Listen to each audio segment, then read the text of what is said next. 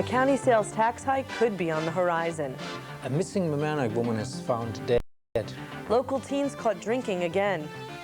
A vacuum for geese droppings may be cleaning things up. And attention voters, the League of Women Voters has some important dates for you. Those stories and more right here on this edition of Larchmont Mamaroneck Community News.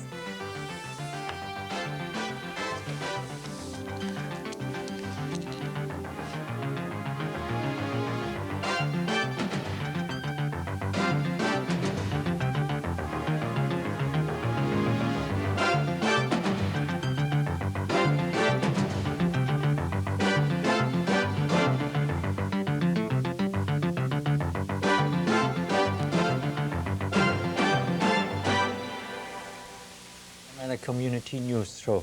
I'm Sven Oehme. And I'm Alyssha Miro. Our top story. A Mamaroneck woman who was reported missing back in August of 2001 has been identified. Alejandrina Villafane, or Gigi as many knew her, was 25 years old. Her body was found near a recycling plant in Rockaway, New Jersey. Villafane lived in an apartment at 346 Mamaroneck Avenue and had been arrested at least 3 times in Westchester on charges of assault and resisting arrest. The Mamaroneck Village Police Department, the Westchester County District Attorney's Office, and the Rockaway Police all participated in the investigation that identified Villafane's body. However, the cause of death is still being investigated. If you have any information, please call authorities at 800-898-TIPS. Finally, we have been getting the rains that we need to fill the reservoirs again. Long and steady rain is needed to help fill the reservoirs and the underground aquifers. The reservoirs are filled to 60% of capacity at the moment. They should be at 72%. Slowly the situation seems to relax though. But it is still important that we continue to preserve water and use it carefully. More rain is needed, especially in the upstate areas of the Delaware watershed system. The almost year-long drought has made New York City look at other ways to supply its water system with the needed quantities each day. Our area is part of the New York City water system. City officials are exploring the possibility of activating closed wells in Queens that might bring an additional supply of 40 million gallons per day. The city is also looking at bringing 2 privately owned reservoir systems under control of its water management system. The current system consists of 19 reservoirs and 3 controlled lakes, and they hold 548 billion gallons of water. Well, Superintendent of Recreation for Mamaroneck Village, Roseanne Saraceno, stopped by our studios to share information about the village's programs. Here's Larchmont Mamaroneck Community News reporter Christina Bulger with the interview. The performing art programs that we have for children. We have programs being taught by, once again, one of our wonderful residents, Angelica Torres. Okay. And she's a ballet aficionado. She's been dancing for many, many years. She also lives here in the village, is raising a family here as well as some of our other teachers. And we have classes with her from ages 1 through 8. We have a Mommy and Me class for 1- and 2-year-olds, a creative movement class for ages 3 and 4, children's jazz ages 5 through 7, and Broadway dance ages 6 through 8. So we have something for everyone in your family. And Angelica is she's been around a while and has a wonderful background in dance. And she's from Mexico, has done a lot of choreography and dancing there at different resorts. It's exciting that we have her here. A tremendously wonderful person to work with. And we have something that not too many places have. We have a dog obedience class. Dog obedience. Oh, is that new? New program as of last March. Oh.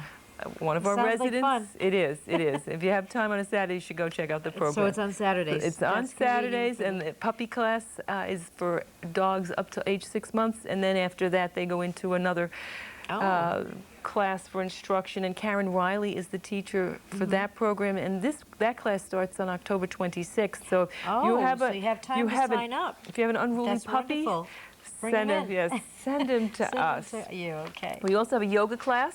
Okay. That's being taught by another one of our very wonderful teachers, Mary Beltran, who is from Larchmont. Oh. And Mary's another one of our instructors who's very, very well immersed in her her course of study with yoga, and here's a teacher who started out with one class and has two, and they're both packed. We have a morning class, we have an evening class. So now I noticed, is that running the hunter safety education? Yes. Okay, the men might like to see that. Or we go have to the men class? and women. Men we have and boys women. and Okay. girls Oh, in that's this. wonderful. Hunter safety class ran back in September, and we put approximately 25 people came and took the course for free. Oh, that's this wonderful. This is run through New York State. We have a licensed instructor available here in the area, and all he needed was space to run the class. So that we were happy. program's already run? That program has already run. More than likely will be available next year? We have another program that will start in October 15, 16, and 17. Oh, okay. So once again, if you haven't signed up, come on down to Recreation. Now, do you have a fitness program? Boy, do we ever. We have a very, very popular women's fitness program with resident Joyce Havland, who, once again, another teacher who is well certified and has tons of experience. And you told me 5 days a week. Yes. You can There's something for everyone.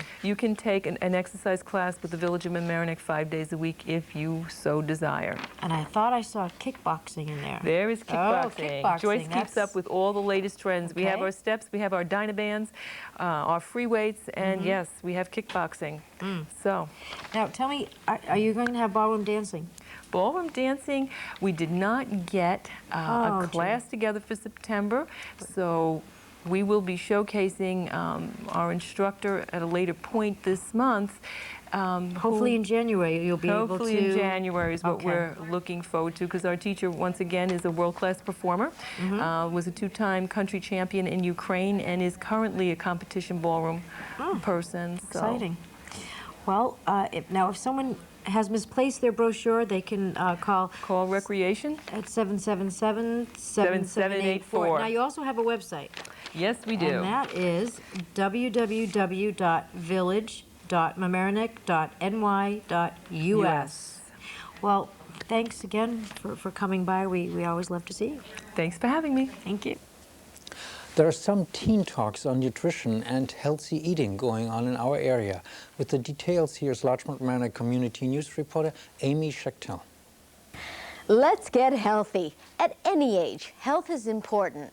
Right now, Dr. Ann Engeland and Diane Nelson are offering a course and seminar specifically designed for teens.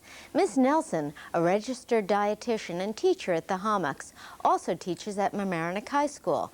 And Diane Engeland, who specializes in adolescent medicine, want to inform and encourage teens about eating healthy.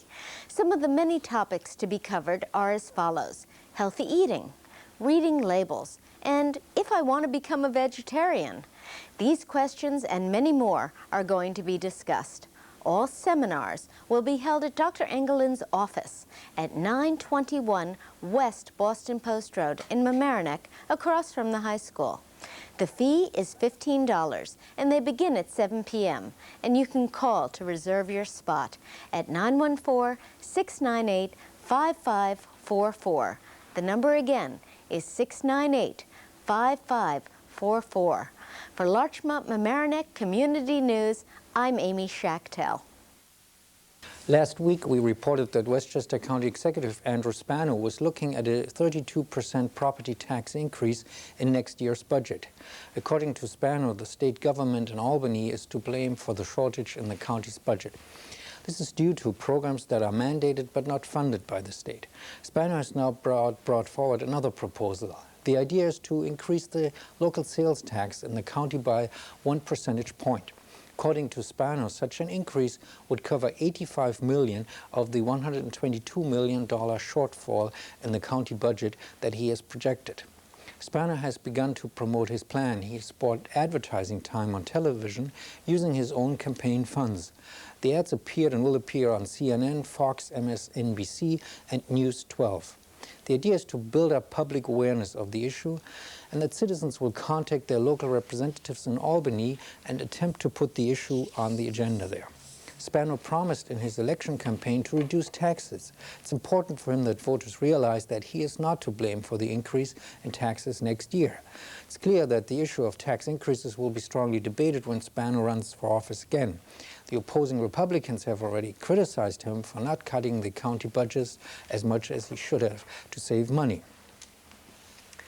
Well, local teens from Larchmont, Mamaroneck, and New Rochelle were taken to police headquarters, and their parents were called after being caught at a beer party on Seton Road Saturday, October 12th. A 16-year-old Mamaroneck girl who lived in the house was charged with possession of alcohol by someone under the age of 21 with the intent to consume and second-degree harassment. There were no parents home, and the girl tried to prevent police from entering the home. All this occurred not even a month after a drinking and driving accident in Mamaroneck found 2 teens arrested. For information about the League of Women's Voters' upcoming election events and debates, here's Larchmont Mamaroneck Community News reporter Christina Bolger. The Democrats and Republicans running for the Mamaroneck Village Board recently spoke before the Journal News editorial board. The Board of Trustees is currently a 3-2 Democratic majority, and all 3 Democratic seats are up for election.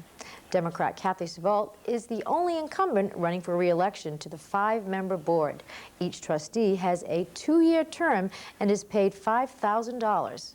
One of the hot topics for all the candidates is the pollution at Mamaroneck Harbor, causing the beach to be closed for the past 2 years. The Republican candidates for village trustee are Tony Voza, an attorney with a local practice in Mamaroneck. He is married and has 2 children. Christy L. McAvoy-Derrico is also an attorney with a local practice in Mamaroneck, and among her many community-oriented memberships is also a member of the Mayor's Water Quality Advisory Committee. Christy is also married and has 3 children. Joseph Angeletta is a partner of a family-owned automotive service center and has been a local business owner for over 22 years. He too is married and has 2 children. The Democrats running are Kathleen Monroe, and this is her first time running for office. Cindy Goldstein, who has ran 8 years ago, but is running again, along with Kathy Savolt, who is running for re-election. The elections will be held on Tuesday, November 5th, so mark your calendar, and tune in next week when we will have interviews with all the candidates. Reporting for Larchmont Mamaroneck Community News, I'm Christina Bolger. Larchmont Mamaroneck Community News reporter Amy Schachtel stopped by Phyllis Victor Gifts in Mamaroneck.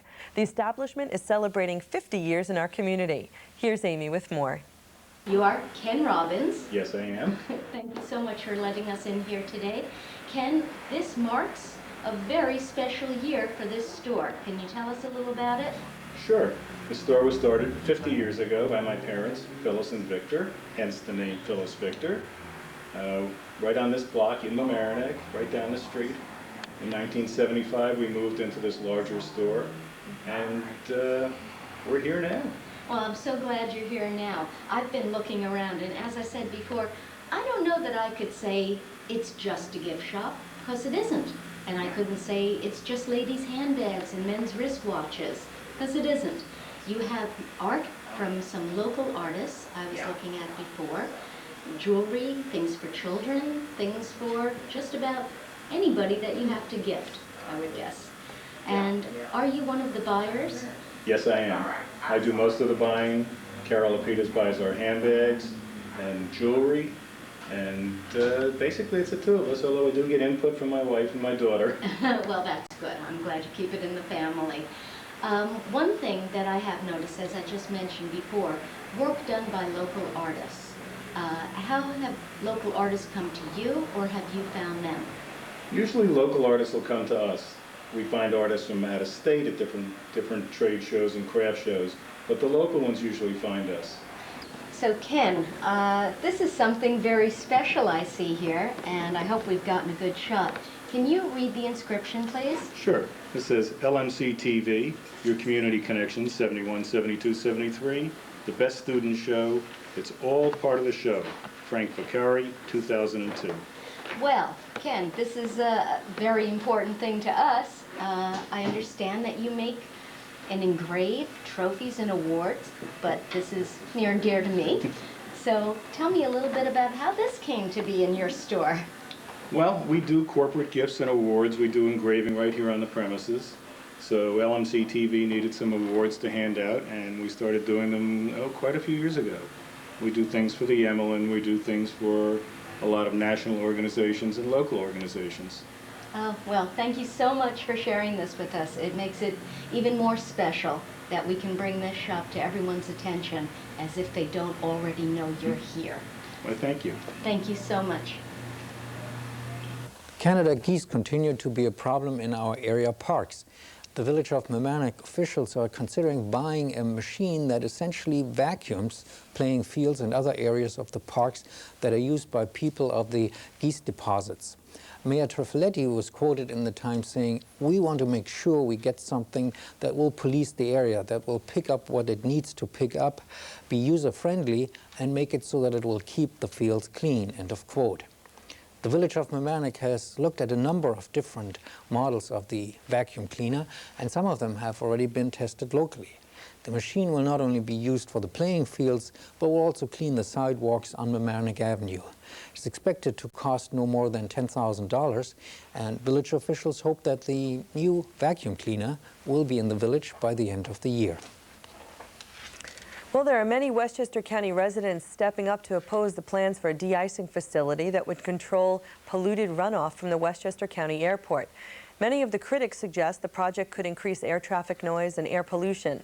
Environmentalists and neighboring residents to one of the 3 busiest corporate jet hubs in the country are particularly concerned about the size of the facility and its chances of causing increased air traffic and noise pollution. Westchester County Airport was recently recognized for reduced traffic, and County Executive Andrew Spano is on record opposing an increase in the number of flights. Westchester Transportation Commissioner Larry Sally says any accusations are premature because the draft environmental impact study due by early November will allow the public to shape the de-icing facility proposal. Stay tuned for any further developments. Metro North has just released its numbers for on-time performance in August of 2002, and as in the past, the New Haven line continues to be the one of the 3 divisions of Metro North that is performing the worst. During the AM period, the New Haven line had an on-time performance of 94.5%. Trains are on time when they arrive within 5 minutes and 59 seconds of schedule. During the PM period, trains on the New Haven line had a 97.1% on-time performance. The numbers for the New Haven line continue to be way below the system average. Metro North representatives continue to promise that there will be improvements, but commuters still have to see those. The same story over and over again. I know, and with all this rain, that can't be helping. Yep. Except for our reservoirs. Well, the Superintendent of Recreation from Mamaroneck Village, Roseanne Saracino, stopped by our studios to share information about the village's special events, too. Here's Larchmont Mamaroneck Community News reporter Christina Bolger with the interview.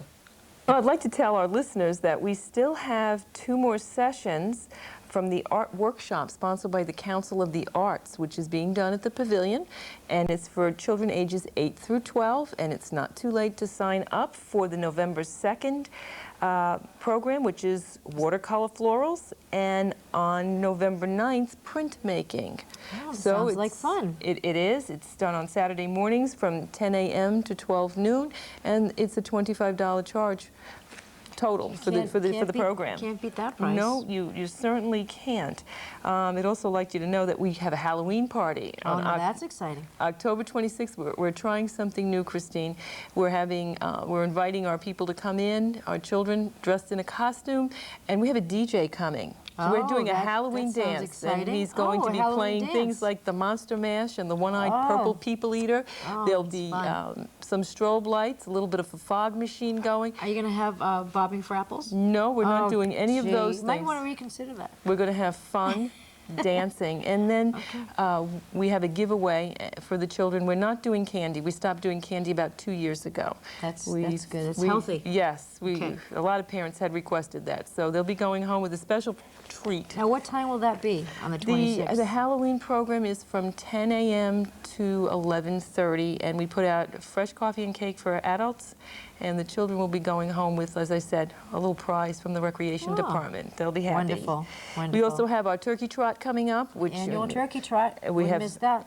Yep, it's our 5-mile run for adults and 1-miler for children, and it will start right on the Boston Post Road around Hampshire Golf Course, around the Orienta area, and back down to the harbor. And the Crab Shanty supplies the best turkey soup. Oh, I bet. Hot turkey soup when you come in from the course. It's wonderful. Now, is there pre-registration for that? Pre-registration, yes. And if you pre-register, you get a T-shirt. Our T-shirts this year are all cotton. Oh, Very that's happy about wonderful. that. We did some careful shopping this year. I see you can pre-register up to Starting on November October 28th, you can start pre-registration for the turkey trot. October 28th. Yep, and it will Gee. continue until November 21st. And of course, the race is on Sunday, the 24th, Now, the Sunday before Okay. Thanksgiving. Now, where do they pre-register? Right in the Do they- recreation office. The recreation office Yes. down on Harbor Island. Yes, ma'am. And if they need any further information, they can call you at 777 7784. Okay. And we do have a website. www.village.mamaroneck.ny.us. Okay. Our very own Larchmont Mamaroneck community news reporter, Angel Fraioli, had a chance to talk with John Dionisio of ASAP in Mamaroneck. The topic of the discussion was resume writing. Angel? ASAP is an officially recognized U.S. Post Office and authorized UPS outlet. There is a complete shipping and receiving department with expert packaging, crating, and shipping services. 50% of the shipping business is international. This global economy requires a hands-on approach to business. ASAP performs editing and typing of resumes. In this fast-paced, competitive job market, it is imperative to write a resume to show yourself at your best. And here's John Dionisio to talk about resume writing. I've been in the business of resume writing for 12 years, so I can give you some pointers that I know are important in today's marketplace. We are editing, typing, revising, bringing a resume into the year 2002. Forget about the old cliches of how it used to work. Today's employer is going to give you about 10 to 15 seconds of his time. If your resume is not eye-catching, eye-appealing, and it is not going to grab his eyes, if it doesn't make him think or want to read on, he's not going to read on. It's important you use technical words. Whatever your field, whether it is artistic, whether it's technical, whether it's a brain surgeon, or the artist that is painting on a canvas, you have to do something that is important to your field. Grab the eye. I'd like you to get their attention. They'll read on. And when they read on, you can't be giving them dribble. We all know what dribble is. That's stuff that just keeps on saying and saying and saying, and they're not getting anything out of it. They want to give you fast time, not carrying on. You're on a piece of paper. How do you present yourself on a piece of paper? Again, think what you would want on the other side to hear, to look at, and in 10 to 15 seconds. Also, one piece of paper. Don't do a 2 or 3 page resume. It's not important. You're going to have hard enough time to get that one piece of paper read, never mind 2 or 3. Bond paper. Take what you're doing serious. Use a good 24-pound bond or better. Stay away from colored paper. Keep it very professional, very businesslike. Once you're in the door, you want to kid around, then you've got the time to. Prior to that, no. Very, very serious. A letter, a good cover letter, should be very fast, brief, to the point. It should be very just acclimated toward that individual company, not the blanket letter. It makes a difference for the employer. Don't eat onions, garlic, etc. Spill coffee. Basics, but some people do screw up. Take everything serious. The employer is. Alrighty. Temperament. Very important.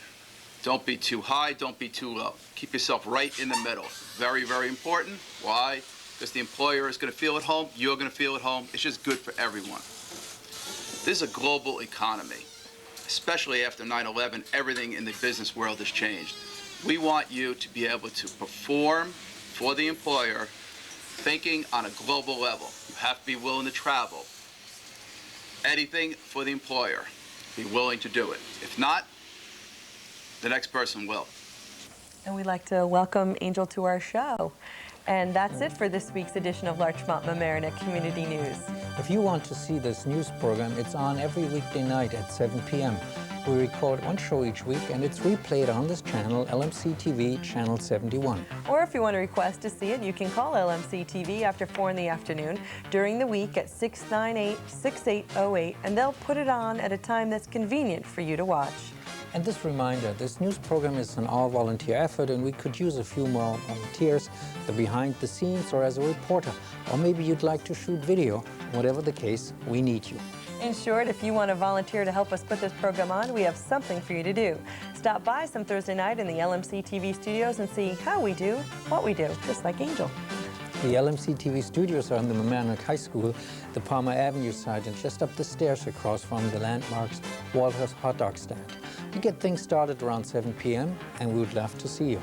Also, if you have any comments or suggestions or some video of an event that you would like us to put on this new show, bring it to the studio or write to us at Larchmont Mamaroneck Community News in care of LMC-TV, 1 Library Lane, Mamaroneck, New York, 10543. Thanks again for watching Larchmont Mamaroneck Community News. I'm Sven Oehme. And I'm Alyssha Miro.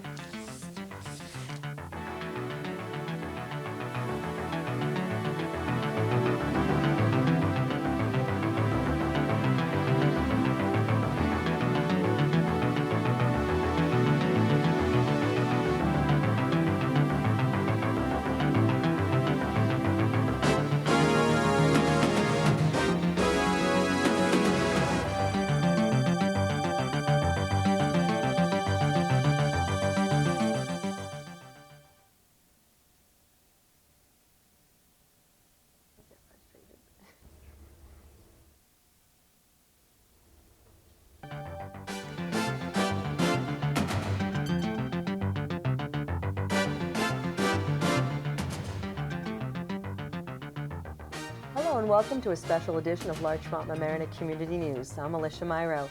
Tonight we're going to speak with candidates for trustee here in the village of Mamaroneck. You will learn who they are and hopefully why you should vote for them. So with that said, let's get right to it. Our first candidate is Kathy Savold, Democratic incumbent from Mamaroneck Village. Tell me a little bit about yourself. Thank you, Alyssha, and thank you to LMC-TV for inviting me here You're quite this welcome. evening. As you said, I'm the incumbent trustee who's running for re-election. I'm just finishing up my first term, so that's 2 years on the board. And I think I've learned an awful lot. And hopefully the people who live in the village have gotten to know me a little bit over the past 2 years. I'm a person who asks a lot of questions, especially about financial issues and spending of our taxpayer dollars. And also I've been a little outspoken this year about making sure that the residents have all their 5 representatives representing them and speaking for them at board meetings and on certain issues. But to tell you a little bit about myself, I was born here in the village of Mamaroneck. I grew up elsewhere, but when it came time to buy my house, my husband and I moved back to the village. I've lived here now for 11 years. I spent about 20 years working in healthcare administration and left that about 4 years ago to do a little bit more work in my community and be a little bit more involved in my neighborhood. And as such, I joined along with the Sheldrake Environmental Center. I took some classes and became a certified naturalist educator. And I take small children, mostly kindergartners, first graders, and second graders out on nature walks. We take them to the beach and teach them about the tidal zone, or walks around the Larchmont Reservoir, which is off of Weaver Street, and teach them about nature and appreciation for nature.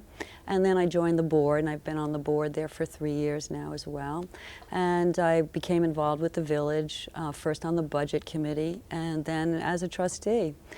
And I think that my appreciation for nature and my involvement in the environment has really helped me understand the pollution issue a little bit better.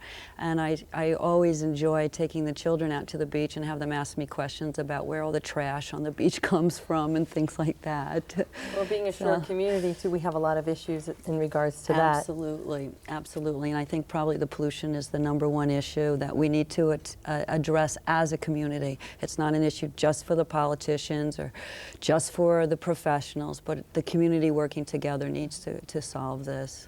Now, you mentioned earlier in our conversation that you're just completing your first term in office, and voters will be going out November 5th. Why should they vote for you and vote you into a second term? Good question. That's why we're here.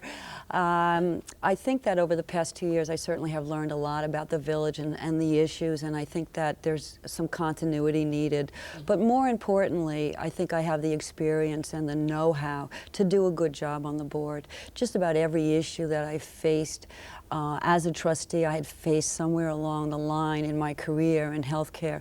Everything from, of course, budgeting to hiring top staff. We hired a new village manager this year, to even recruiting. The Board of Trustees is also the Board of Police Commissioners, and as such, we interview police officers and we hire the police officers.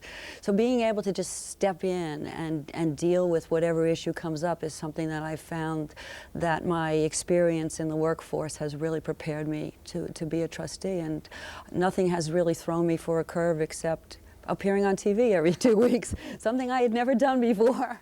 Well, to piggyback on that, what do you feel is maybe the biggest issue in the Village of Mamaroneck? Well, I think that pollution is a big issue, as I said, but I think also we have a lot of projects that are on the to-do list right now. We have the master planning for Harbor Island, and we have the Columbus Park restoration, and the streetscape is going to be expanded, the new firehouse, of course.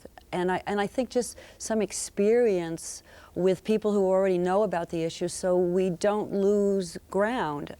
We've got a poor history here in the village with projects that have gone awry and cost the taxpayers much more money because we haven't had a good planning process.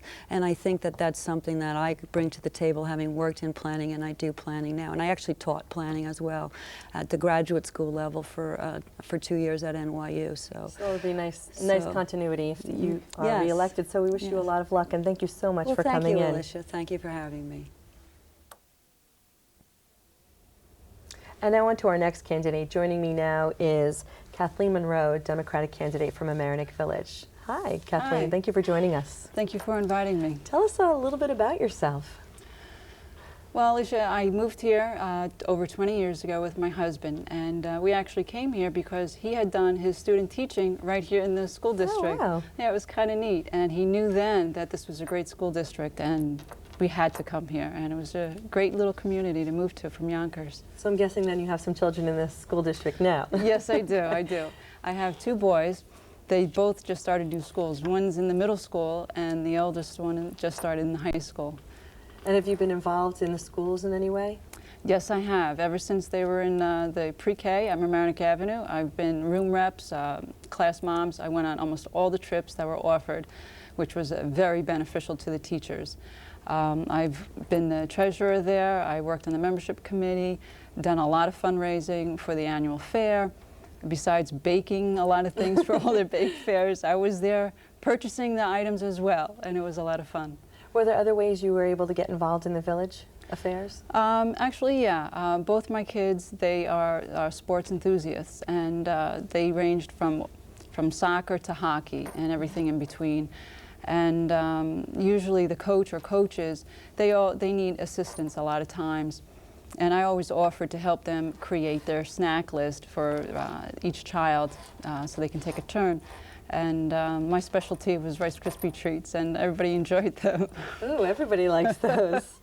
And you had mentioned that there was something about the Washingtonville Housing Alliance. You got involved with that. Yes, I did. They're a local organization, Washingtonville Housing Alliance, and they help residents in the area secure apartments or homes. As a matter of fact, I actually purchased my home from them, and it was great. Oh, and wonderful.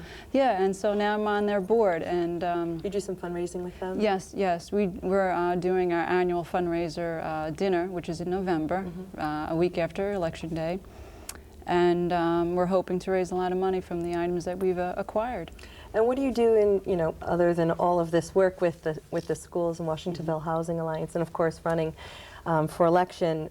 I was just curious about your going up for election on November 5th. What in particular is it that would attract voters? Why should they vote for you? I know you have a part-time job you had mentioned. Right, right. I actually graduated with an accounting degree, and I worked in many fields, many businesses, small and large. The largest one I worked in was Pepsi-Cola, and I was there for over 8 years.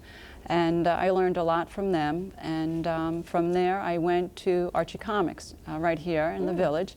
And I started there as an assistant controller. And I actually created their accounting program that they didn't have any computers in their company. So you have a lot of finance background, financial experience. Right, right. And I was able to streamline their programs. And it was wonderful to take my knowledge and help somebody that had absolutely nothing. So you can then offer that expertise to the village if elected. Exactly. And what do you feel is one of the biggest issues facing the village at this time? Well, I know Kathy talked about pollution, but I believe, besides pollution, that we need to, as trustees, communicate with the residents. We need to have the residents involved as much as possible in any type of project that's going on. For example, we're in the process of looking at Harbor Island Master Plan to redesign the park, if possible, at some point. And we're also looking at the Columbus Park, closer to where I live. Exactly. And there are other projects going on throughout the village, and we need to have village input. We cannot just change things just on the Board of Trustees' opinions. There's only 5 people. Right. And we need to have, you know, the neighbors in Washingtonville, up in Harbor Heights, in the Rhine Neck District, everywhere, because everybody has their own idea. And their needs and wants need to be met. Right. Reaching every person. Exactly, exactly. Well, I wish you a lot of luck on November 5th. Thank you so much for coming in. Thank you. And our next candidate this evening is Cindy Goldstein, Democratic candidate from Mamaroneck Village. Welcome. Thank you. And tell us a little bit about yourself.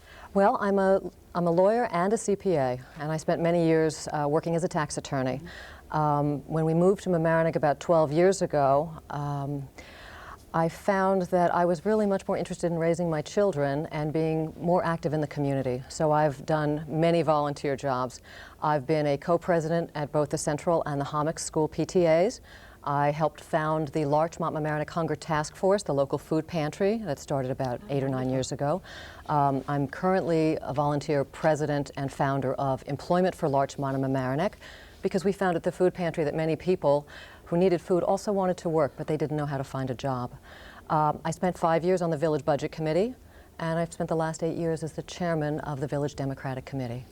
And how long have you lived in the village? I've been here 12 years. You have, okay, wonderful.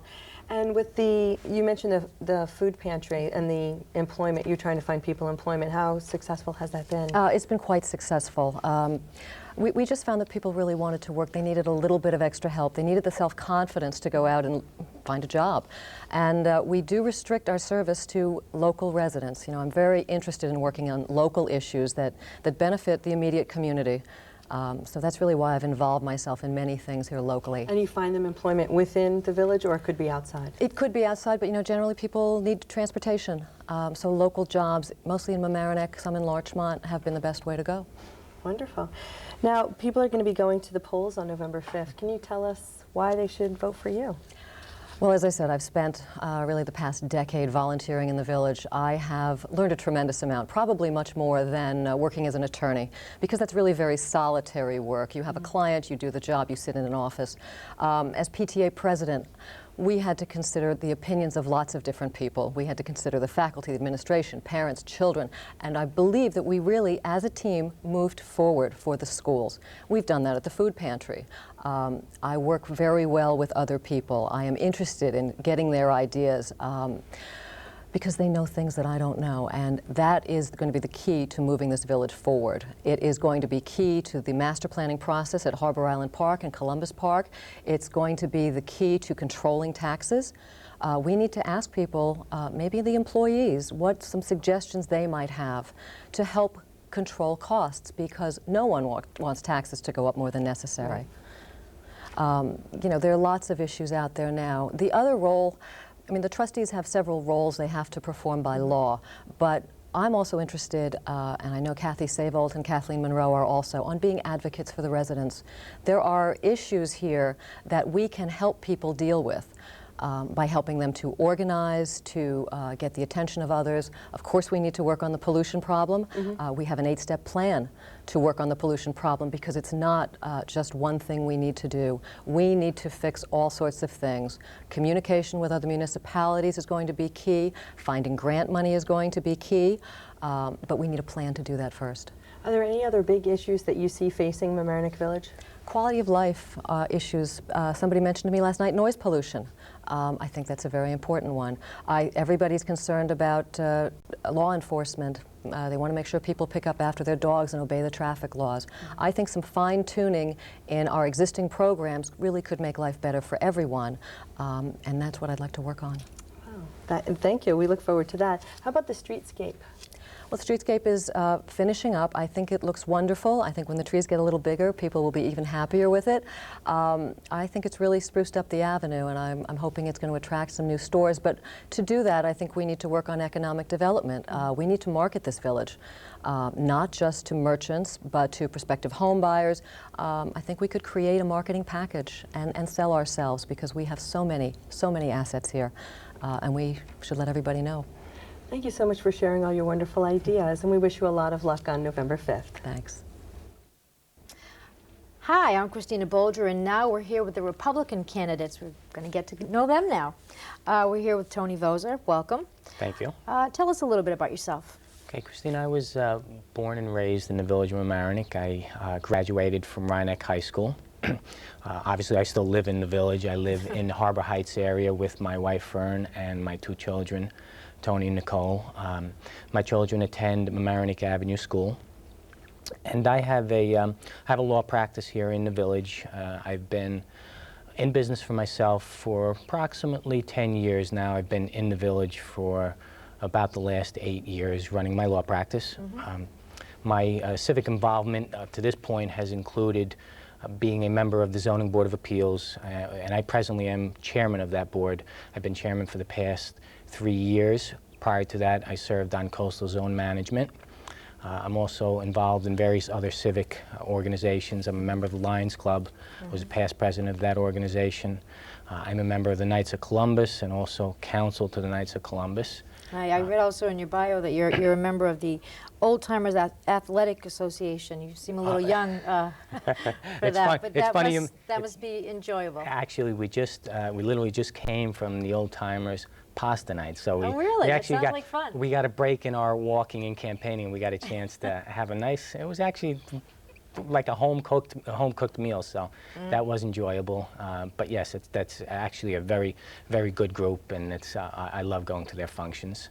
I've also been a member of an Italian-American society here in the village. It's actually in the Washingtonville area, and I was president of that organization for approximately 5 years. I've been on the board of directors now for the past 2 years. So I like to stay involved with the community. I think it's very important. And again, aside from the zoning board, I was on coastal zone.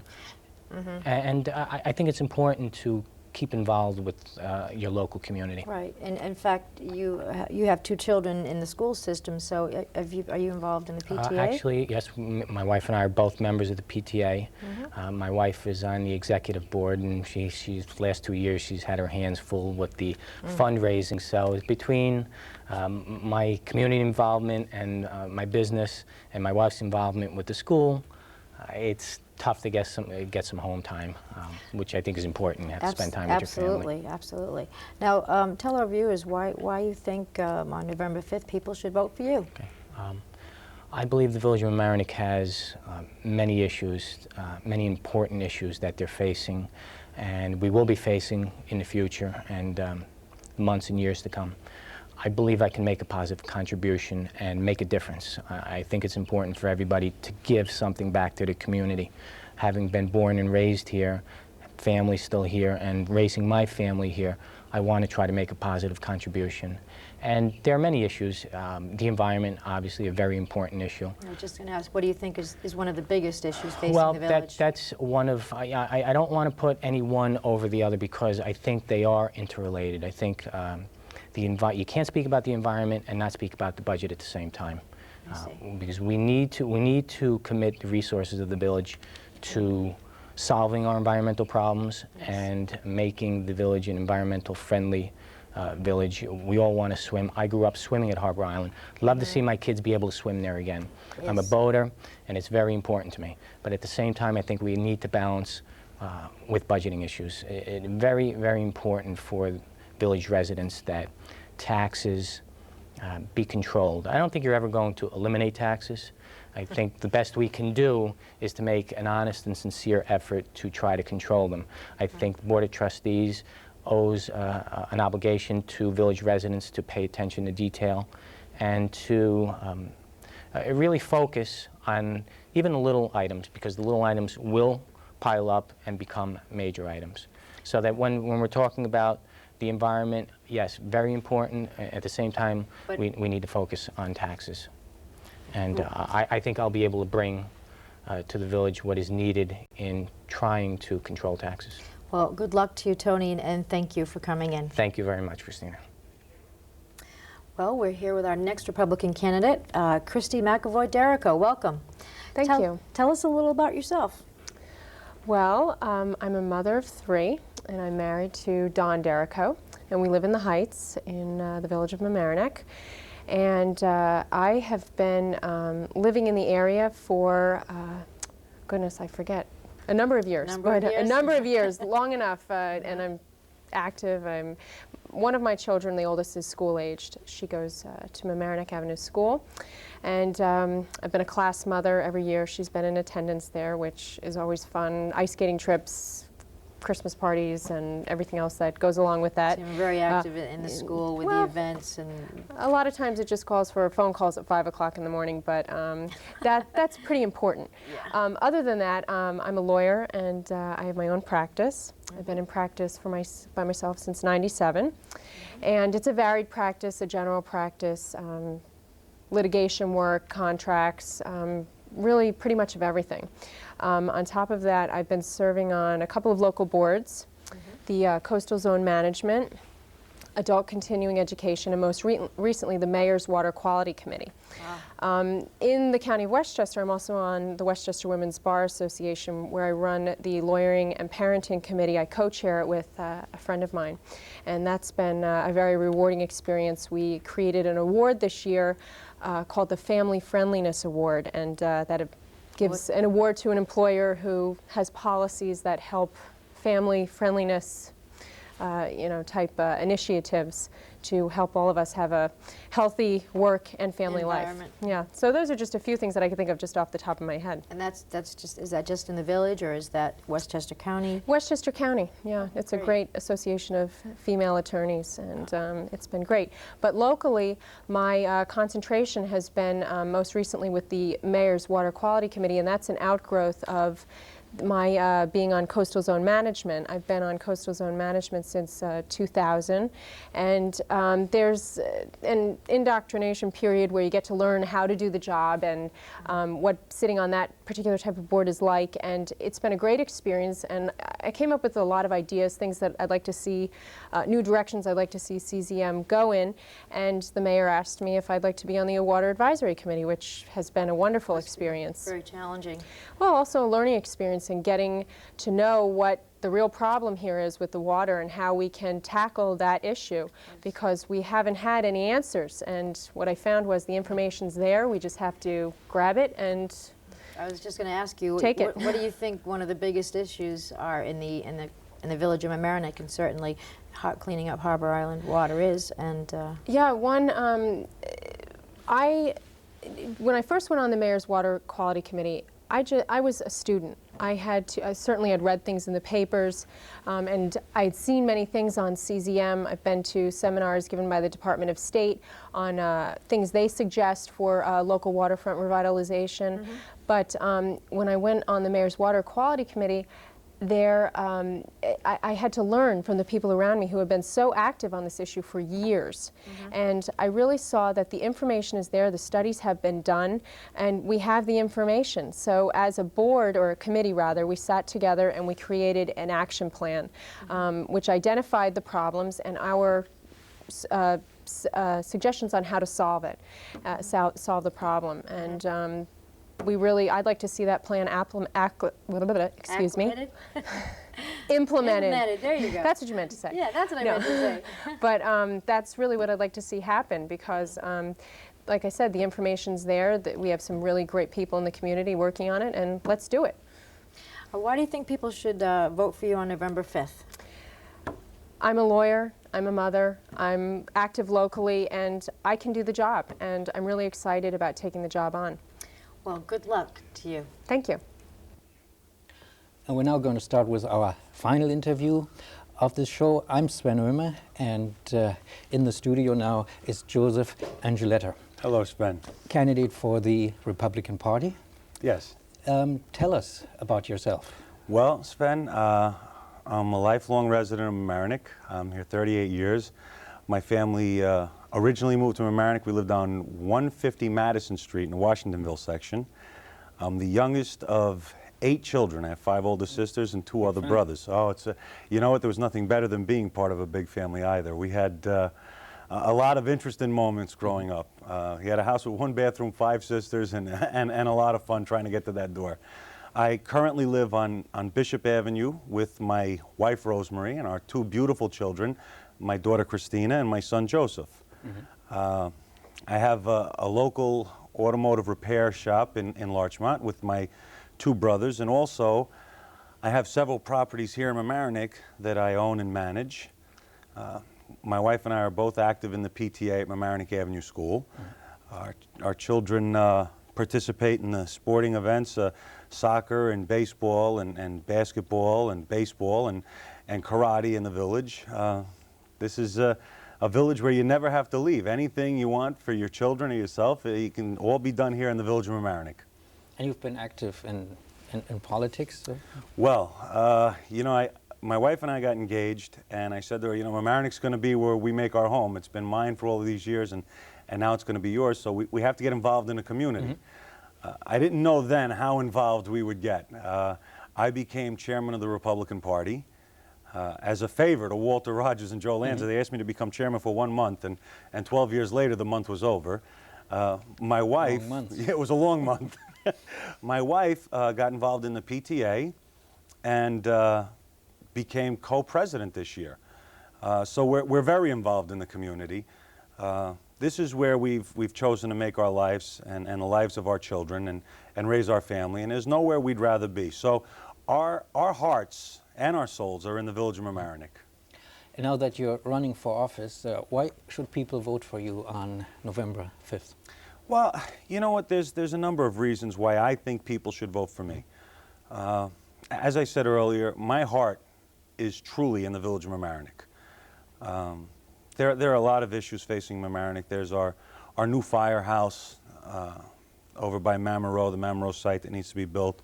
There are issues down at Washingtonville. There are issues in Orienta. There are issues up in Harbor Heights. And you know, we're all connected one way or another. There's always something that, you know, it may not interest you and it interests me, but one way or another, when we tackle these issues, it connects us all, whether we have a sincere interest in it or not. I think that the level of sincerity that I have, along with my running mates Tony and Christy, is very high, and we really do care about the community first. And like I said, every issue is connected with the next issue. Is there an issue that you would identify as a major issue? Well, you know something, it depends on what neighborhood in Mamaroneck you're standing in as to what's a major issue. If you're standing on Palmer Avenue, it's the firehouse. If you're standing down by the harbor, it's the water quality. If you're standing in Washingtonville, it's the odors coming from suburban. And as I said earlier, they're all issues. I think the number one thing that we can keep in mind is the will of the people of Mamaroneck. And that would be my number one issue, is listening to the people of the village of Mamaroneck. We've lost it somewhere where we're telling people what we think they need to hear rather than listening to what they have to say. Yeah, and that's definitely important. And if you want to do that, that's probably good. Well, you know what? It's always been the most important thing to me. No one has the answer to every question. The only thing we do have is the ability to listen and a sincere intent. If we listen to the people of the village of Mamaroneck and we try to do what they want done, we should be okay with a simple formula of Village of Mamaroneck first. Yep. Our time's up. Thank you. Good luck on November 5th. I thank you so much. And there you have them, the candidates running for the Board of Trustees in the Village of Mamaroneck. We've got to make sure you get out there and vote on Tuesday, November 5th. And that's it for this week's edition of Larchmont Mamaroneck Community News. If you want to see this news show again, you can. It's on every weekday night at 7 p.m. We record one show each week, and it's replayed on this channel, LMC-TV, channel 71. Or if you want to request to see it, you can call LMC-TV after 4 in the afternoon during the week at 698-6808 and ask to see the news show, and they will try to put it on at a time that's convenient for you. And this reminder, this new news program is an all-volunteer effort, and we could use a few more volunteers, either behind the scenes or as a reporter. Or maybe you'd like to shoot video. Whatever the case, we need you. In short, if you want to volunteer to help us with this program, we have something for you to do. Stop by some Thursday night in the LMC-TV studios and see how we do what we do. But don't come this coming week on Halloween, because we will not be here. We will be at home and waiting for the trick-and-treaters. That's right, and this program will air for 2 weeks. But on another Thursday night, you might want to stop by. We're right across the street from Landmark Walter's hot dog stand. And if you have any comments or suggestions or some video of an event that you would like us to put on this news show, bring it to the studio or write to us at Larchmont Mamaroneck Community News, in care of LMC-TV, 1 Library Lane, Mamaroneck, New York, 10543. Thanks again for watching Larchmont Mamaroneck Community News, this special edition. I'm Christina Bolger. I'm Sven Oehme. And I'm Alyssha Miro. Thanks for tuning into this special election coverage. Here we go.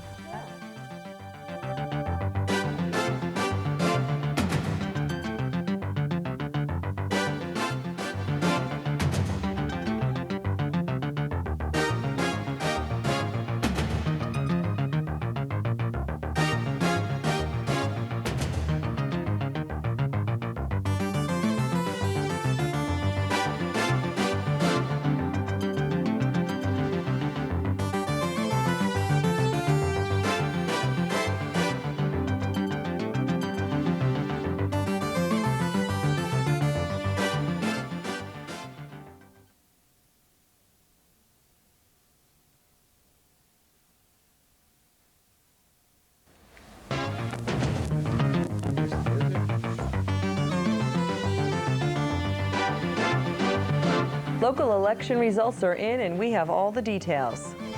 An unattended candle may be the cause of a Larchmont fire. Taxes in Mamaroneck town may be on the rise. Larchmont Village says no to Spanish sales tax. And we have the dish on a new local eatery. Those stories and more right here on this edition of Larchmont Mamaroneck Community News.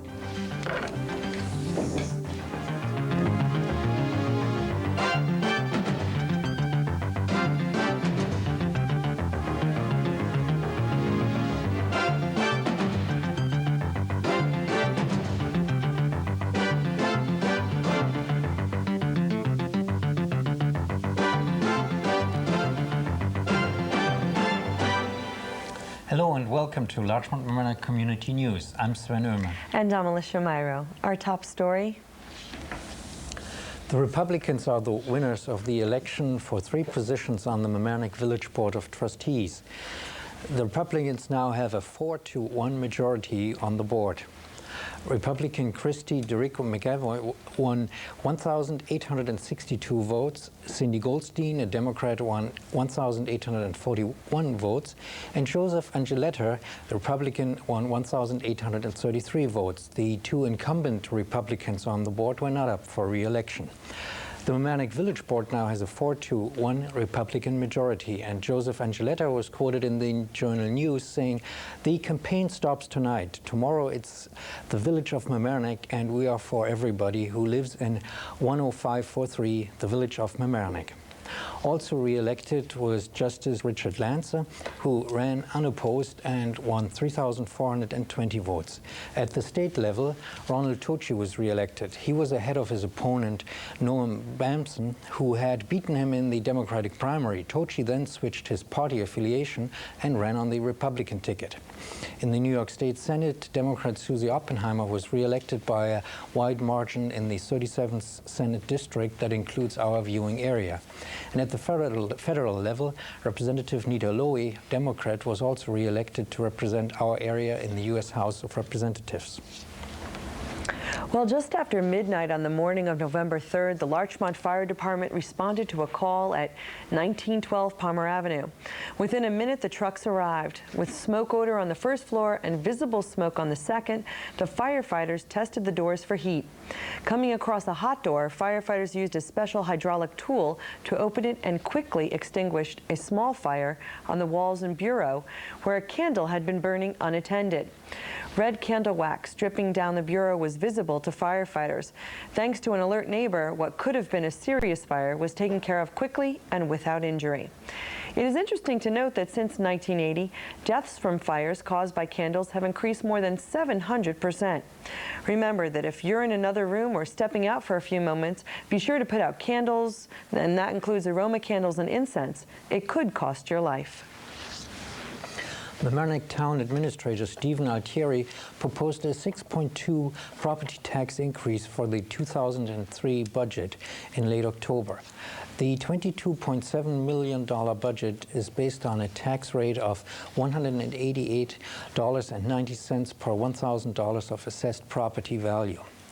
The budget has to be passed by a December 20th deadline. The increase in the tax rate is due to a spending increase of almost $1.4 million and declining revenues. Almost 60% of the increase is due to much higher insurance costs and the requirement that communities have to contribute to New York State's retirement fund. Mamaroneck Town Supervisor Valerie Moore O'Keefe said in the Times, quote, "I think it's going to be a very tough year. We have to kind of get over the hump," end of quote. O'Keefe is the only Republican on the board. Democratic Councilwoman Judith Myers was quoted in the Times saying, "This is where we start going through with a fine tooth comb. I think there are always places where we can say, all right, is this really necessary this year? If the economy is doing poorly, do we want people to have more money in their pockets, or do we want to hit them up more?" End of quote. Well, we've reported on Westchester County Executive Andy Spano's proposal to increase sales tax in an effort to avoid increasing county property taxes a whopping 31%. Spano proposed a 1% increase in village and town sales taxes, which would provide Larchmont with additional tax revenue. No matter the gain, all the Larchmont Board of Trustee members turned down the recent proposal. In many states, local governments are being hit hard by shifting tax burdens from state and even county levels. Suggestions to rework the numbers might be in order, or to work harder at prioritizing, as Mayor Bialo suggested at the most recent board meeting. September jobless rates were released towards the end of October of this year, and they show that unemployment is going up throughout our region. Westchester County's jobless rate climbed to 4.1% from 4.0% a year earlier. In Putnam, the increase was higher from 3% to 3.3%. For Westchester County, the increase means that there were 700 more unemployed in the county in September than there were a year ago. The biggest losses are apparently in manufacturing. The county lost 1,100 jobs in manufacturing, construction employment rose by 900 jobs, and government jobs also increased by 400. In the service industry, an increase of 900 jobs was registered. Well, Eugene Levy, a 66-year-old man living at 816 Hickory Grove Drive, was arrested and charged with assaulting Mary McGee, a 71-year-old resident of Vine Road. Ms. McGee is a real estate agent from Caldwell Banker McMillan Severin and was showing an apartment at 3 Washington Square in Mamaroneck Town when she was assaulted by Mr. Levy. The building's doorman called in the attack, and police officers found Mr. Levy in the lobby with cut and bleeding hands. Ms. McGee was found semi-conscious in a 5th-floor apartment, suffering suffering from head trauma and taken to nearby Sound Shore Medical Center. Mr. Levy was arraigned and remanded to the Westchester County Jail. And for her first segment on news from the world of real estate, here's our very own Larchmont Community News reporter, Glenna Gray. Welcome to the Real Estate Corner. For the next several weeks, we will have a real estate section. We will cover various topics such as real estate and the law, style of houses, value, how to purchase or sell real estate. What does MLS mean? What is the difference between a co-op and a condo, rental or leasing? What is the impact of real estate in a community? What is real estate? Basically, it is real property as land and all structures permanently affixed to the land. The laws governing or affecting real property is different from the laws governing personal property. Among different groups of people, the need to use land has had different concepts. For many indigenous peoples of America, they had no concept of ownership of land, but only of rights of use. Other societies have stressed the stewardship concept, which assumes the present user has an obligation to society and to future users to maintain the land and not permit it to go to waste. One may acquire title to real estate through A, by purchasing, B, inheritance or gift, or C, adverse possession. So tune in next week to the Real Estate Corner. For Larchmont Mamaroneck Community News, I'm Glenna Gray. The drought emergency was finally lifted at the end of October. The rains that we've had this fall finally helped us in filling up the reservoirs. However, the reservoirs are only filled to the level that they should be filled at this time of the year, which is 69% of capacity. More rain and snow during the winter are needed to bring them up to 100% of capacity in order for the water system to cope with next summer's demands.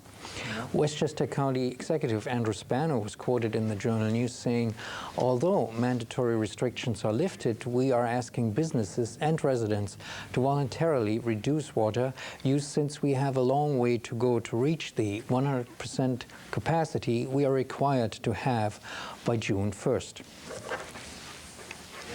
So if we get a lot of snow, that might help, right? It's certainly been cold enough. Well, especially we need the snow and the rains in the watershed system, which is upstate. And that'll bring us up hopefully to that 100%. Well, are you feeling under the weather? There may be a solution. Larchmont Mamaroneck Community News reporter Christina Bolger has news about flu vaccines. According to figures from the National Centers for Disease Control and Prevention, up to 20% of the population is estimated to get the flu every year. Fortunately, though, most people recover within 2 weeks. The flu vaccine is between 70 to 90% effective in preventing the illness when the vaccine is closely matched to the flu strain. The vaccine is made from an inactivated virus, making it impossible to get the flu from a flu shot. Fortunately, this year, the flu vaccine is in ample supply. The most ever in the United States has been produced this year. About 94 million doses of the vaccine are to be produced, with the majority available by the end of this month. The flu vaccines are available at senior citizen centers, at clinics, in supermarkets, and in drugstores too. In fact, the flu shots were recently administered locally at CVS pharmacies in Larchmont and in Mamaroneck. You can also call your family physician. Children as young as 6 to 23 months can be vaccinated by calling your pediatrician. Although a second shot is required in a month if it's a child's first time receiving the vaccine. The State Health Department told the Journal News most flu cases appear most often in January and onto the early spring months. This year's vaccine contains the Panama-like virus, a new Caledonia-like virus, and B. Hong Kong-like virus. So now, due to the ample supply of the vaccine, the young and the healthy too can get their flu shot. However, federal guidelines still call for those at high risk to get the vaccine first. Reporting for Larchmont Mamaroneck Community News, I'm Christina Bolger. Stay healthy. A new Metro North timetable went into effect on October 27th of this year. There have only been minor changes to the schedule affecting our area, with one exception. Some departure times of trains from Grand Central between 7 and 8 p.m. have changed. The former 7:12 Evening Express train to Mamaroneck, Larchmont and Harrison now departs at 7:07, some 5 minutes earlier. As everybody who has been taking this train knows, 5 minutes can make a big difference. Also changed was the departure time of the former 7:15 p.m. local train. Leaving Grand Central, it now departs at 7:10 p.m. During the evening rush hour, there are 5 express trains from Grand Central to our area: the 5:14, 5:34, 5:56, 6:37, and the 7:07 trains. Yikes, 5 minutes really can make the difference. I know I've been there. Breathless. Especially if it's just 20 seconds, or I know. You just see the And now they've made it tail earlier. lights off the train. So. One traffic light. That could be all the difference in making a train. Well, for information about the Larchmont Newcomers Club's upcoming events, here's Larchmont Mamaroneck Community News reporter Kate Fahey. On Thursday, November 7th at the Larchmont Avenue Church, the Larchmont Newcomers Club hosted its annual Community Resources Fair. The LMC has been serving Larchmont, Mamaroneck, and New Rochelle residents for the past 50 years. This event gives members the opportunity to learn about local, civic, volunteer, and not-for-profit organizations. The club provided lunch and babysitting for all who attended. If you are interested in attending upcoming events, you may want to try the Thanksgiving crafts, cooking classes, or the annual holiday luncheon on December 5th at the Larchmont Yacht Club. For Larchmont Mamaroneck Community News, I'm Kate Fahey. And we'd like to welcome Kate, an MHS student and our newest LMC News volunteer. If you're interested in volunteering, please stay tuned to the end of our program to find out how you can get involved. Looking for a new place to eat? Larchmont Mamaroneck Community News reporter Christina Bolger grabbed a bite at the grand opening of Savini's in Larchmont. Here's Christina with the details on this new local eatery. It's the grand opening night at Savini's on Boston Post Road in Larchmont. We're going to go inside and see what a unique dining experience we'll have. Here with us now are owners Allison McIntyre and Christine DeFalco. I asked them to tell me about their menus and the food they serve. Very simple, very rustic Italian. We're not just limited to Southern Italian. As Naples, we moved from the north down south because I've been all over, and we love fresh seafood, fresh pasta, homemade desserts. It's simple. The rustic way is very simple without hiding or masking the taste and flavors of your food. This is food at its just simple, so you can taste what it is. And there's not a whole lot of American influence to it. It's very traditionally Italian. So there's not a lot of butter and heavy frying and things like that. Fresh olive oil, fresh tomatoes, and fresh fish. We love the fish and the homemade pasta. I'm starting to get hungry. Now it's my turn to dine, and I think I'll start with a hot appetizer, La Parmigiana, which is an Italian traditional dish of lightly fried eggplant with Parmigiano cheese and a light tomato sauce and fresh basil. For my entree, I went with the evening's chef's special, baked red snapper. But don't worry, our server Fernando is just showing us how it's prepared after I give my approval. This final result served with grilled fennel.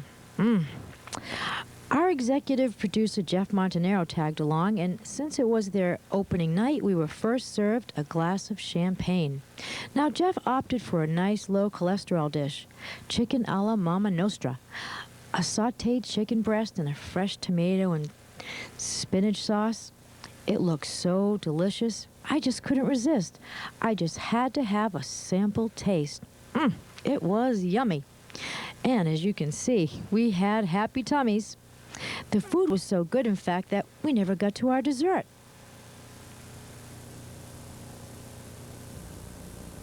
Well, I hope you enjoyed the ambiance as much as we did of Savini's restaurant here on Boston Post Road. It was delicious. For Larchmont Mamaroneck Community News, I'm Christina Bolger. For information on St. Rita's free health clinic's hours and an upcoming toy drive, Larchmont Mamaroneck Community News reporter Angel Fraioli spoke with Dr. Maloney, the director of the clinic. Angel? Hi, I'm Angel Fraioli. I have the pleasure to introduce to you Dr. Kevin Maloney. For those of you who don't know me or don't know about St. Rita's Free Medical Clinic, I'm a board-certified family practitioner, and I see people without insurance. Anybody can come any Monday night. It's at 320 East Boston Post Road, across the Mamaroneck Diner, in the school adjacent to Holy Trinity Church. I treat both children and adults. We do EKGs.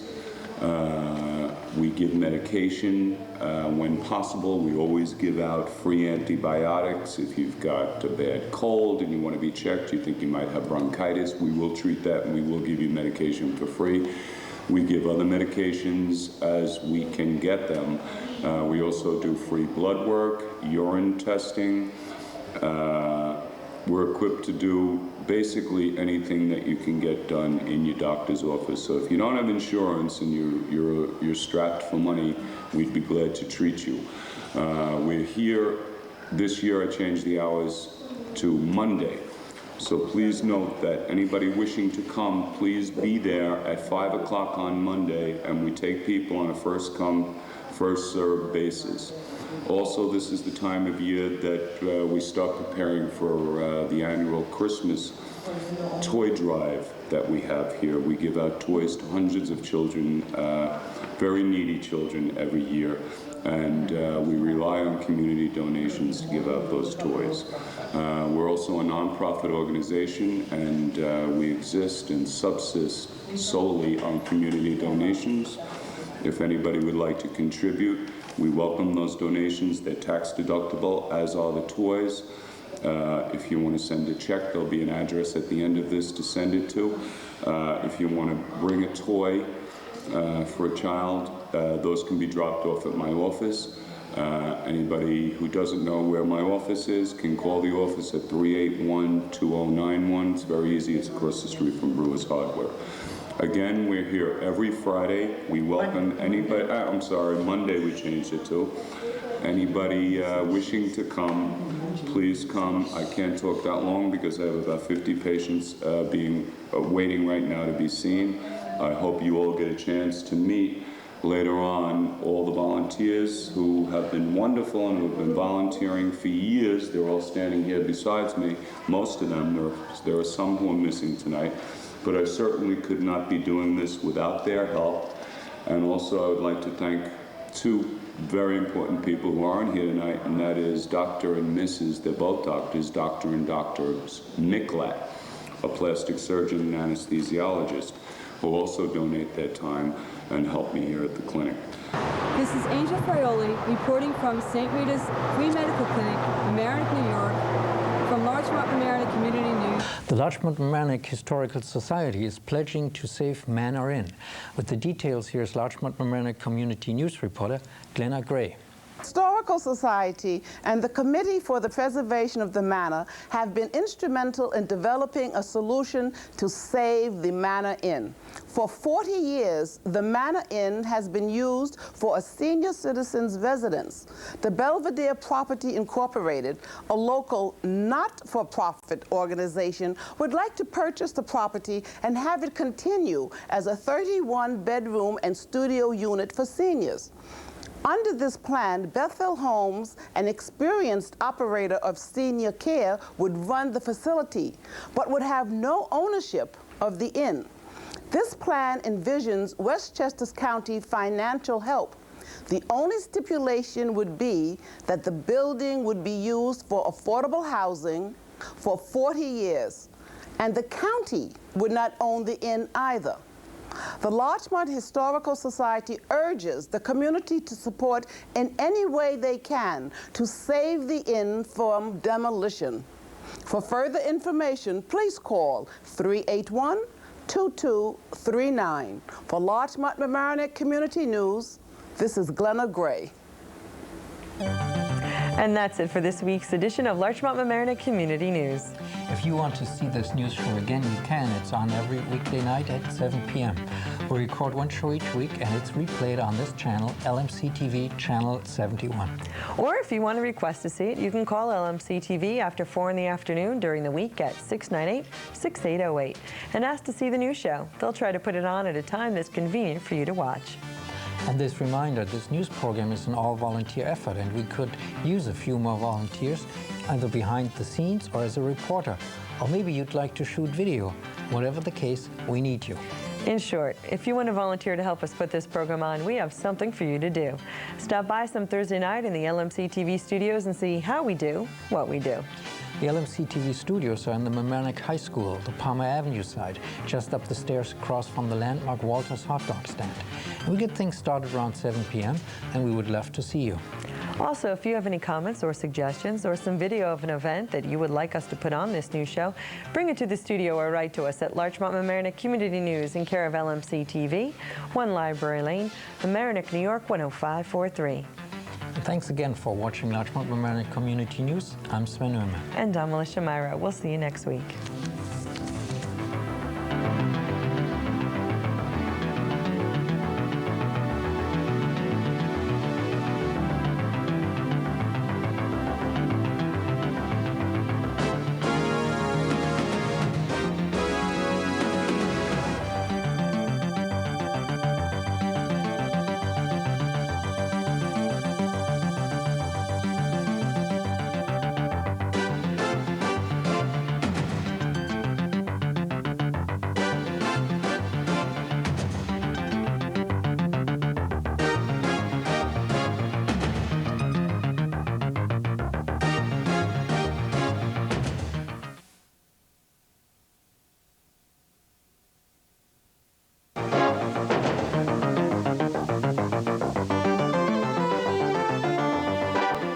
The newly elected Mamaroneck Village trustees come in to tell us about their goals. Officials consider a beer keg registry. New rules for cleaner water in our area. Latimer takes a pay cut as residents may be forced to pay a cell phone surcharge. And we have Glenna Gray's Real Estate Corner too. Those stories and more right here on this edition of Larchmont Mamaroneck Community News.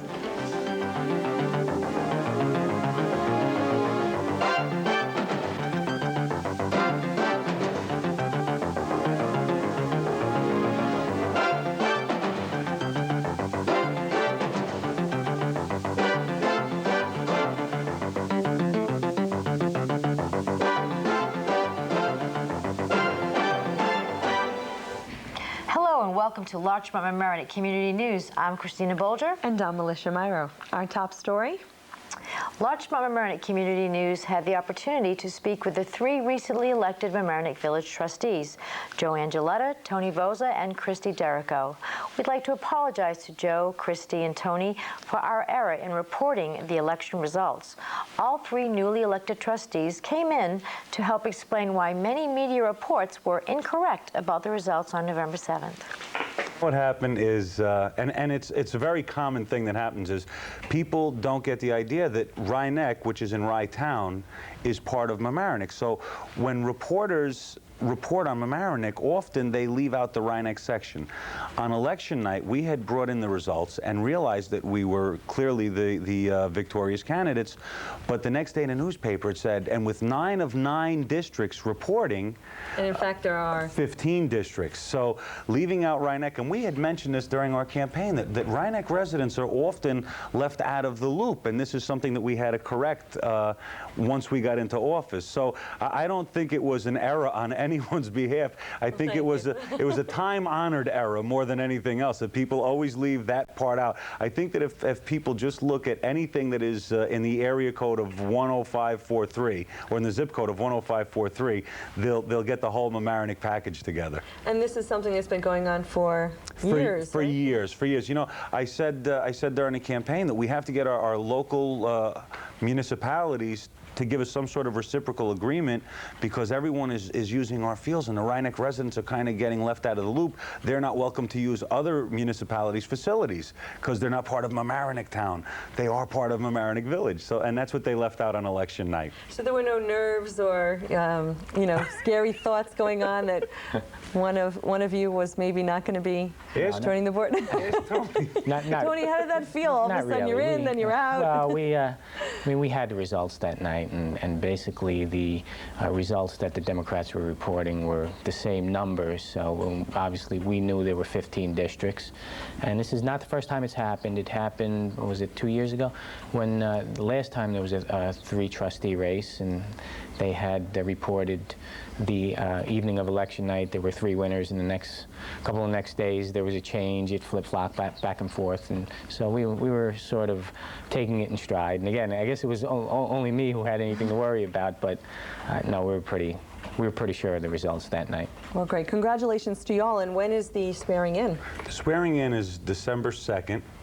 At Village Hall, and there's a wine and cheese. We'd love it if everyone came down to join us. And you know, just to touch on what Tony was saying, the last time it did happen was with Trustee Zarega. Tony was the lead vote getter on our ticket, and Guy Zarega was the lead vote getter when he won. And the next day, he was out of the loop. He was gone. He was no longer a winner. So it is very common. It's amazing what 6 districts can do. Sure. So there's every vote counts. That's what they say. Christy and I were fine though, so we really weren't that nervous.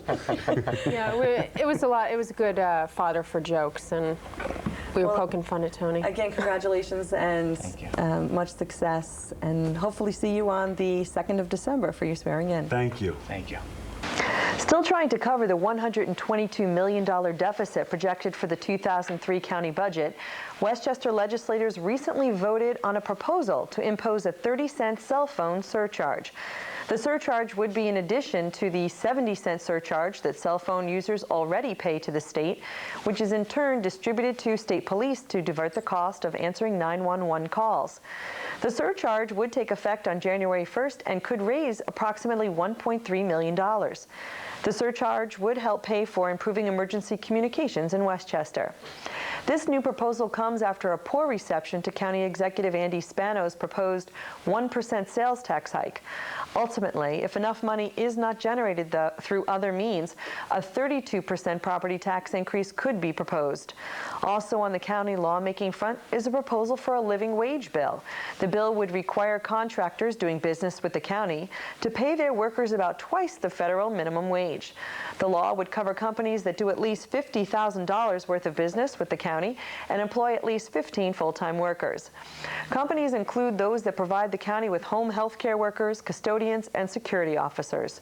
The pay would jump to $10 an hour and take effect in January 2004.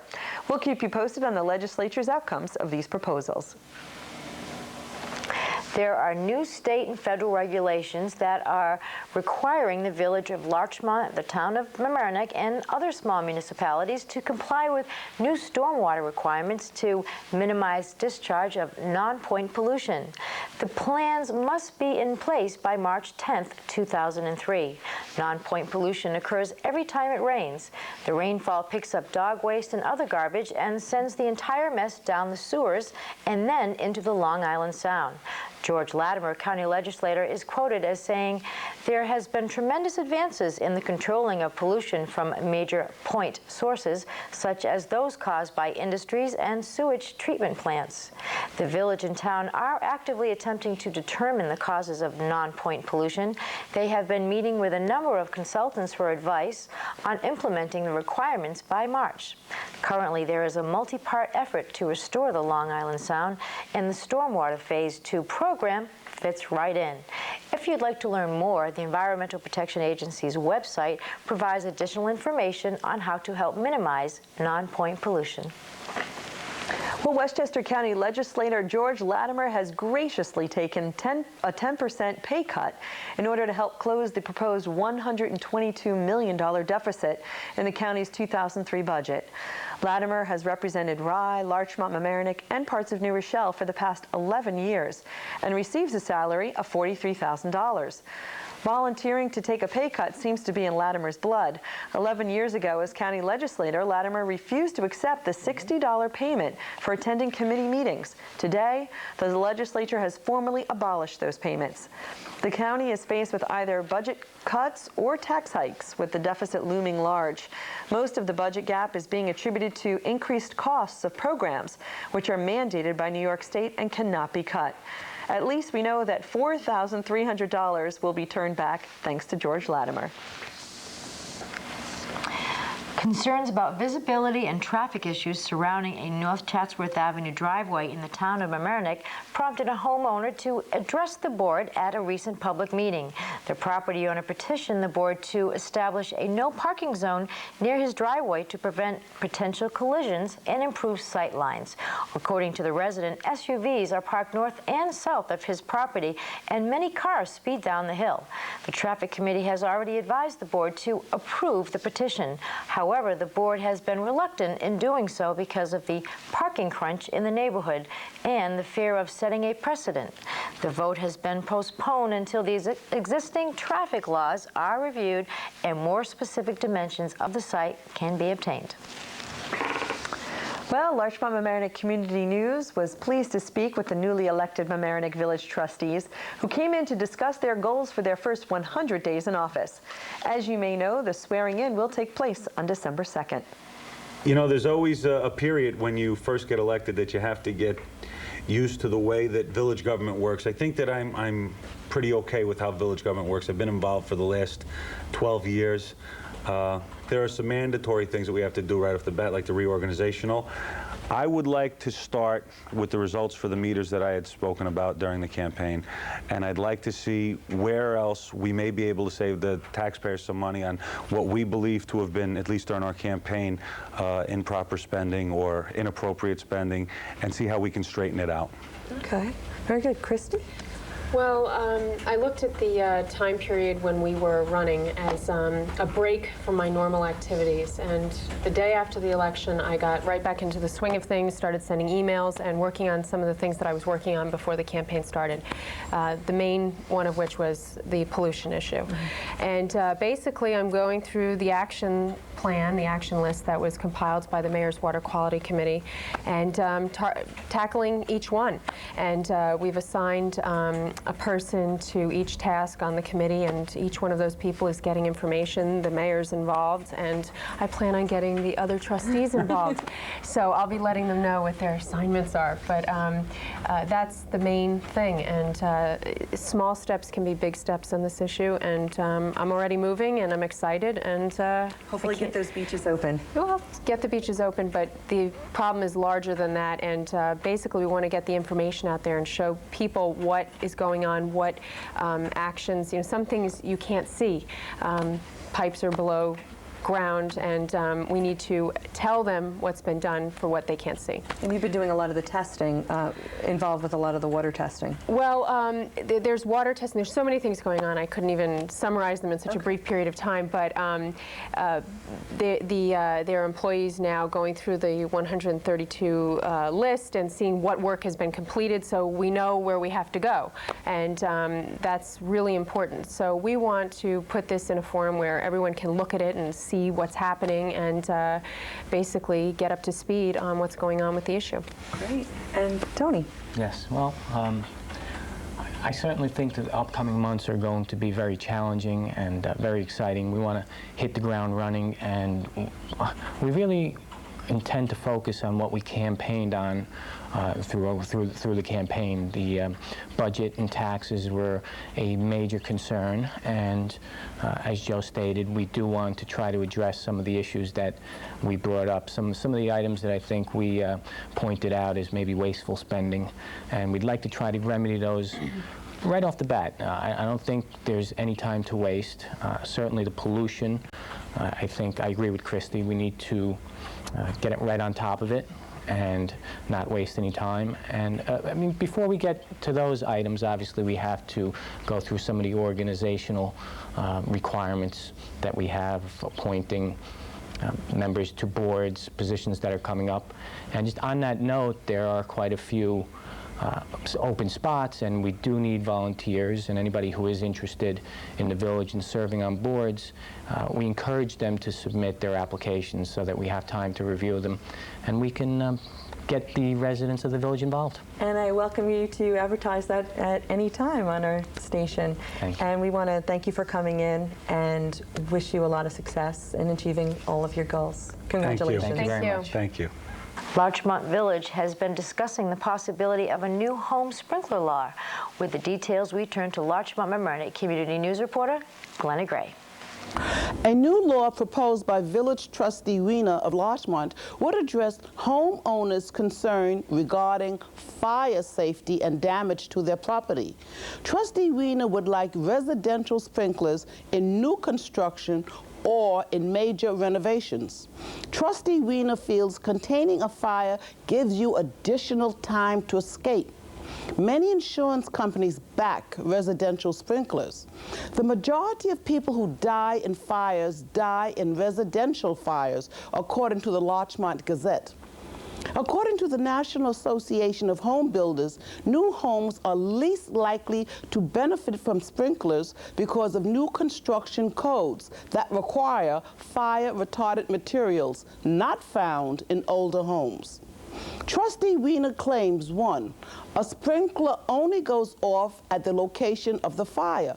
2, a home sprinkler puts out 5 gallons of water per minute. 3, containing a fire early is very important. 4, at construction, the cost for the system may increase the cost of the home by 1%. We will continue to follow this story. For Larchmont Mamaroneck Community News, I'm Glenna Gray. The beer keg registry curbed the recent rash of underage drinking. With news on this potential Westchester law, here's Larchmont Mamaroneck Community News reporter Kate Fahey. Assemblyman Richard Brodsky is trying to shut the door on underage drinking. Previous events involving Scarsdale, Harrison, and Mamaroneck teenagers have made the subject of underage drinking a high priority for local officials. On October 30th, Brodsky proposed that people who sell beer must take a log of the people who buy beer kegs. This is under the order of state legislation. Albany has been stalling to create a keg registry for the past 10 years. The law Brodsky has proposed would require beer merchants to brand the kegs they sell with their business names and identify and log the names of keg beer buyers. This would be made into a registry to make it an easy access for local police officers when in the event of a party where underage drinking occurred. If one failed to follow these laws, it would result in a misdemeanor charge. By setting up a law, it would hopefully stop the underage drinking epidemic in Westchester. Brodsky expects the Assembly to take up his bill in January. I'm Kate Fahey, reporting for Larchmont Mamaroneck Community News. With news from the world of real estate, here is our very own Larchmont Mamaroneck Community News reporter, Glenna Gray. Welcome to the Real Estate Corner. Last week, someone asked me to repeat what adverse possession was. Someone may gain title to or a right to use real property by open and continuous use for a specific time in a manner contrary to the owner. You may hear the expression by open and notorious use of the land they obtained adverse possession. Well, that's it for now. Now we're going to discuss condominiums, or better known as condos. Has its roots in Latin and means living together. In a condo, the owner of a unit is the sole owner of that portion of the building that encloses his or her unit. However, the unit owner is also one of many co-owners or tenants in common of the common facilities and areas that all other owners use. So that's why you don't have to shovel the snow or mow the lawn. You must pay a percentage of the expenditures of operating and maintaining the common areas or any common elements. Under the Uniform Condominium Act, there are several documents needed for ownership. 1, the declaration, also known as the master deed. This is the document that creates the condominium. It sets the basic rights and obligations of the unit owners, as well as their tenants and mortgagees. The declaration usually includes A, general information. For example, a description of the property and the common areas. B, common expenses, which would include the real estate tax and any special assessments. C, managing body. The provision for the establishment of a managing body by vote of the owners. D, set of plans prepared by an architect or an engineer. This is similar to a survey when buying a house. Articles of incorporation by laws or code of regulations. Public offering. This statement is intended to disclose to a prospective purchaser all significant features of the condo. Management contracts. Well, that's a quick review of some aspects of condo ownership. If you are a condo owner, do you have all the necessary papers for selling? Remember, each state has their own regulations. We'll revisit this condo situation again. For Larchmont Mamaroneck Community News, I'm Glenna Gray. Donald Tedesco, a longtime teacher at the Homics and past winner of the Disney's American Teacher of the Year Award, stopped by our studios to discuss changes in education. Larchmont Mamaroneck Community News reporter Angel Frioli has the interview.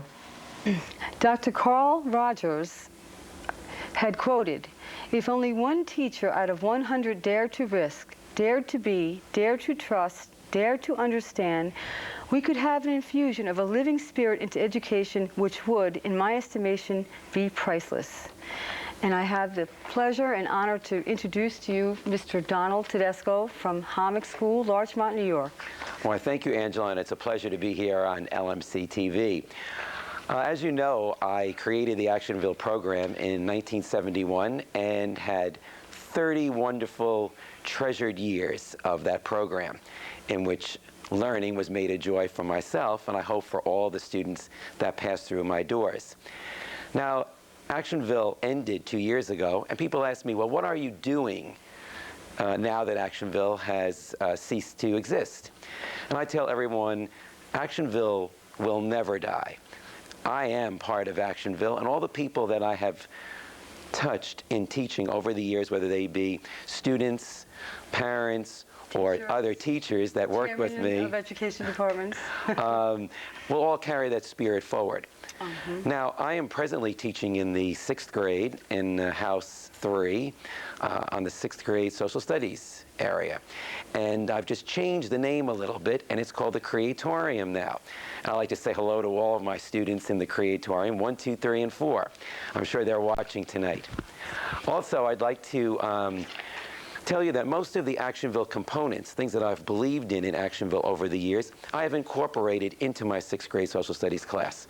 So a lot of individualized instruction, a lot of learning by doing, and a lot of creativity. Besides that, I'm also working on 2 concepts that I have been preparing different papers with. One is called SAL, Student Action Learning. I'm very, very upset when people say, this student can't learn, these students are failing, and they highlight this over and over. In my opinion, every student can learn, and through this program, I hope to show that. Also, I'm working on a program that I've written called CAB, Children Against Bigotry. And in this program, we hope to teach children the importance of treating everyone with dignity and respect. And coming up next Thursday, the 21st of November, a program called Mix It Up is going to occur at the Homics, where students are asked to sit at different places at lunch, not with their friends, but people that they may not know. And hopefully, new friendships will be struck from this particular program. I've also been writing a program called HOT, Hands-On Training. This program teaches high school students how to perform in the workplace, better customer service skills, and better safety skills. And I've just completed training over 65 people at the Wallman rink at Central Park. So you see, I am very busy. Even though Actionville took up almost 90% of my life, these new programs have taken the place of that Actionville program. Yet Actionville remains an active part of CAB, of this new program called Student Active Learning, and in my present creatorium every day at the Homick School. And that's it for this week's edition of Larchmont Mamaroneck Community News. If you want to see this new show again, you can. It's on every weekday night at 7 p.m. We record one show each week, and it's replayed on this channel, LMC-TV, Channel 71. Or if you want to request to see it, you can call LMC-TV after 4 in the afternoon during the week at 698-6808 and ask to see the new show. They'll try to put it on at a time that's convenient for you to watch. And this reminder, this news program is an all-volunteer effort, and we could use a few more volunteers, either behind the scenes or as a reporter, or maybe you'd like to shoot video. Whatever the case, we need you. In short, if you want to volunteer to help us put this program on, we have something for you to do. Stop by some Thursday night in the LMC-TV studios and see how we do what we do. The LMC-TV studios are in the Mamaroneck High School, the Palmer Avenue side, just up the stairs across from the landmark Walter's Hot Dog stand. We get things started around 7 p.m., and we would love to see you. Also, if you have any comments or suggestions or some video of an event that you'd like us to put on this new show, bring it to the studio or write to us at Larchmont Mamaroneck Community News in care of LMC-TV, 1 Library Lane, Mamaroneck, New York, 10543. Thanks again for watching Larchmont Mamaroneck Community News. I'm Christina Bolger. And I'm Alyssha Miro. We'll see you next week.